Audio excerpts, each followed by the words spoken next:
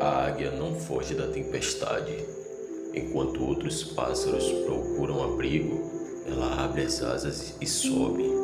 A tempestade que assusta você é a mesma que pode te levantar mais alto. O vento contrário não vem para te derrubar, vem para te ensinar a voar melhor. A águia sabe quem ela é. Não anda com galinhas, não vive de migalhas. Ela nasce para o alto, para o silêncio, para a visão ampla.